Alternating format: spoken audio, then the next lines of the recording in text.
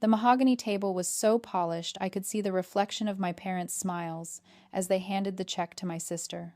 $11 million. The entire liquid estate of Silverleaf Vineyards. Olivia snatched the paper like it was a party favor, her manicured nails clicking against the wood. Then my mother turned to me. Her eyes were empty, devoid of anything resembling maternal warmth. "Go earn your own, Caitlin," she said, her voice flat and dismissive. "You chose dirt over dignity."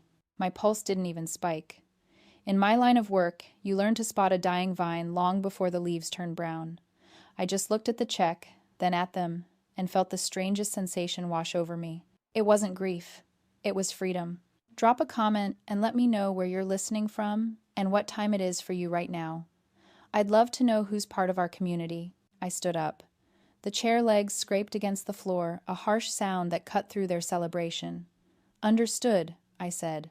It was the only word I spoke. I turned and walked out of the office past the receptionist, who wouldn't meet my eyes, and into the blinding California sun.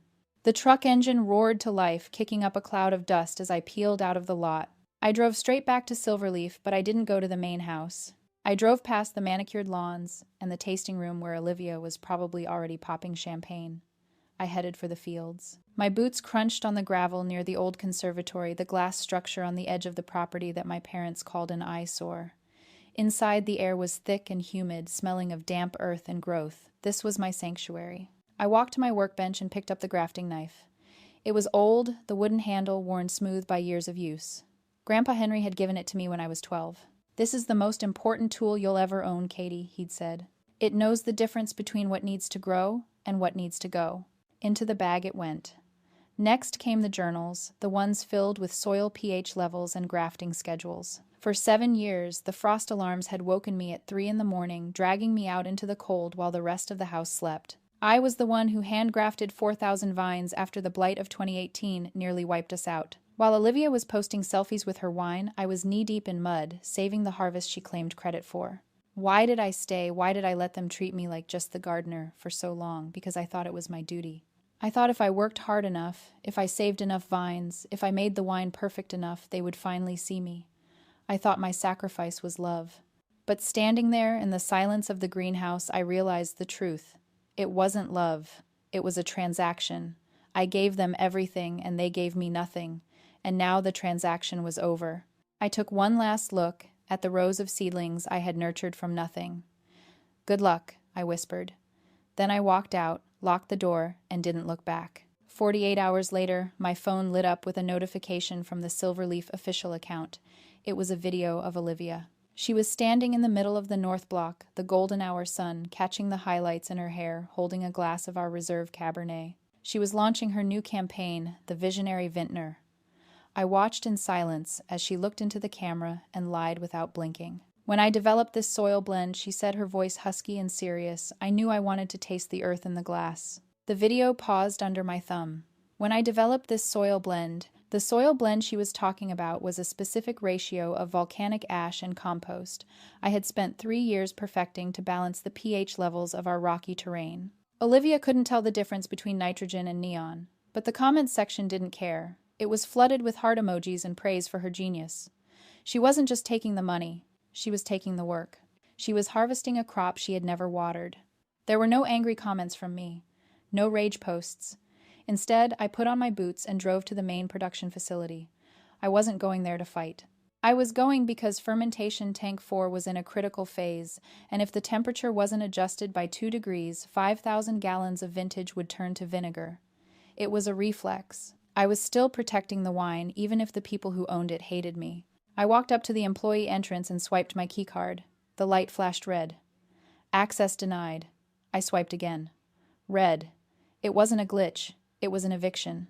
I stood there listening to the hum of the cooling systems inside, knowing exactly what was happening to the grapes, and realized I was locked out of my own life. Then my phone buzzed. A text from my father. "We're moving in a new direction," it read. "We don't need a gardener anymore.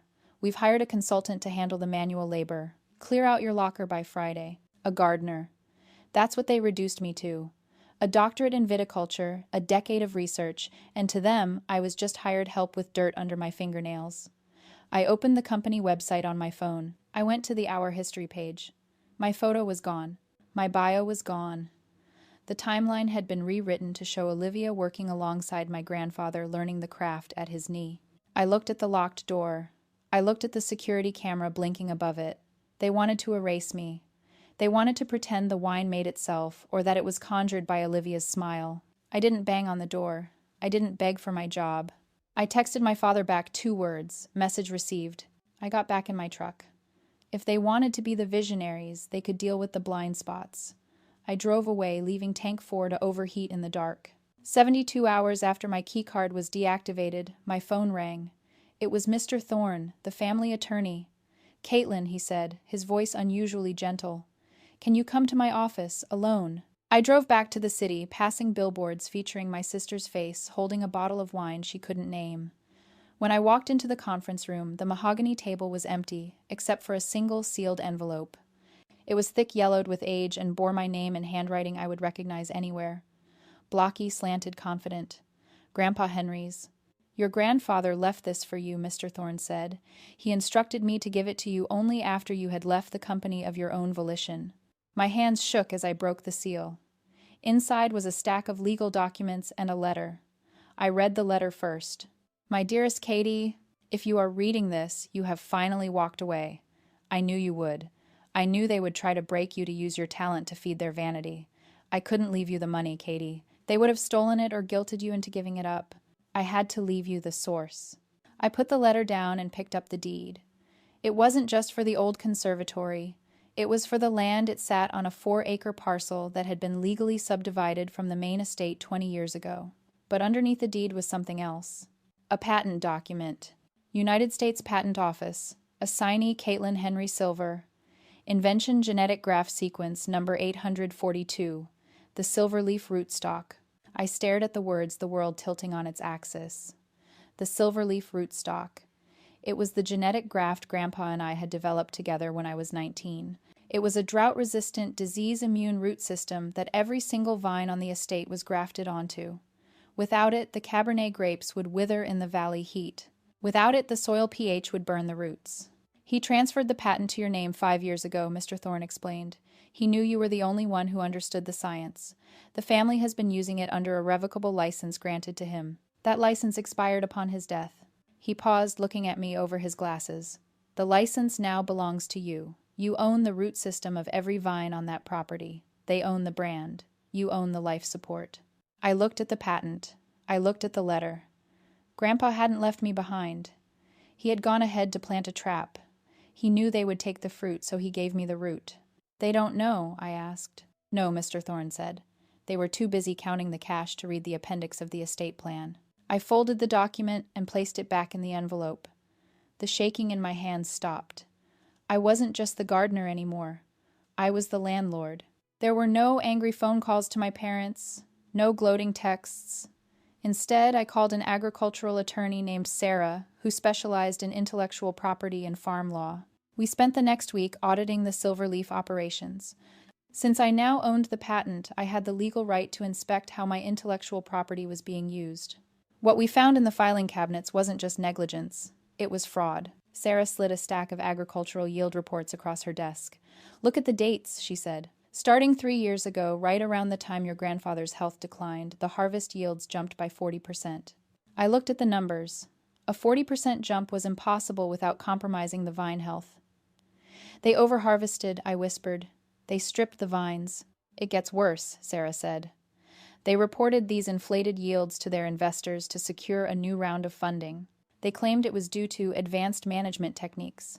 But the soil analysis reports from the same period show a massive depletion in nitrogen levels. They were killing the soil to pump the numbers." I felt sick. I had spent 7 years balancing that ecosystem, treating the soil like a living organism. My parents had treated it like a strip mine. And then I saw it. At the bottom of the soil compliance report, a signature. "Caitlin Henry." "I didn't sign this," I said, my voice trembling. "I know," Sarah replied. "The handwriting is too loopy. It looks like your mother's." They had forged my signature. They had used my credentials as a botanist to validate their agricultural malpractice. They had framed me for the destruction of the very thing I loved. If the investors found out the vines were dying, they would sue me. The sadness I had been carrying, the grief for the family, I wished I had evaporated. In its place was something cold and hard, a diamond of resolve. They weren't just bad parents. They were corporate criminals who had stolen my name to cover their greed. "What do we do?" I asked. Sarah smiled, a sharp, shark-like expression. "We enforce your patent rights. We revoke the license. And we send them the bill for every single unauthorized grape they've grown on your rootstock since the day your grandfather died." I nodded. It wasn't about revenge anymore. It was about excision. I had to cut the rot out before it killed the whole garden. Chapter 6. The Harvest of Greed. 1 month later, the first signs appeared. The vibrant green canopy of the silverleaf vines began to yellow. The leaves curled at the edges, brittle and dry. The grapes, which should have been plumping with sugar, shriveled on the vine. The blight had returned, and this time there was no gardener to stop it. Olivia's brand launch was a catastrophe. The flagship Visionary Red tasted thin and acidic. Wine critics initially charmed by her social media presence turned savage. "Silverleaf has lost its soul," one review read. "It tastes like marketing, not wine." Investors started pulling out. The stock price plummeted. The $11 million empire was dissolving into vinegar. Then came the knock on my door. I was in the old conservatory, repotting a rare orchid when I saw my mother's car pull up. She didn't march to the door this time. She walked slowly, her shoulders hunched. When she saw me, her eyes filled with tears, the practiced weaponized tears I had seen 1,000 times before. "Katie," she said, her voice trembling, "please, you have to come back. The vines are dying. We're going to lose everything." I wiped the soil from my hands and stood up. "I know," I said. "I read the reports. We were testing you," she stammered, trying to rewrite history in real time. "We wanted to see if you could make it on your own. But we need you. The family needs you."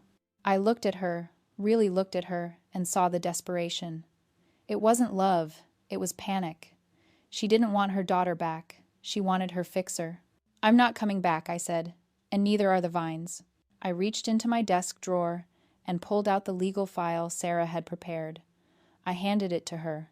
It wasn't a hug, it was a cease and desist order. "This is a formal notice," I said, my voice steady. "You are currently using the silverleaf rootstock in violation of my patent rights. Since Grandpa died, your license to use my invention has expired. You have 30 days to cease all agricultural operations using my genetic graft or pay retroactive licensing fees for every single grape you've harvested in the last 3 years." My mother stared at the document, her face draining of color. "You can't do this," she whispered. "You're destroying your own legacy." "No," I said. "I'm harvesting it. You planted greed, Mother. I planted integrity. We're both just reaping what we sowed." I closed the door. The sound of the latch clicking shut was the most satisfying sound I had ever heard. 6 months later, the sign on the main gate was replaced. The ornate gold-leafed Silverleaf Vineyards sign was gone, sold along with the mansion and the fermentation tanks to pay off the defrauded investors. My parents moved into a condo in town, their reputation shattered, their fortune gone. Olivia's influencer career quietly imploded when the truth about her genius came out. I stood in front of the old conservatory watching the sun rise over my 4 acres. The air was crisp, smelling of pine and promise. I had launched my own label, the Henry Reserve. It was small batch focused entirely on science-driven sustainability and the integrity of the soil. We sold out our first release in 48 hours. I walked down the rows of healthy green vines, their leaves turning toward the light. I stopped at an old gnarled vine that had been the first one Grandpa and I ever grafted together. I took out his knife, the wooden handle warm in my palm, and made a small, precise cut to prune a wayward branch. "We did it, Grandpa," I whispered. I didn't need the $11 million. I didn't need their approval or their apologies. I had the roots. I had the work.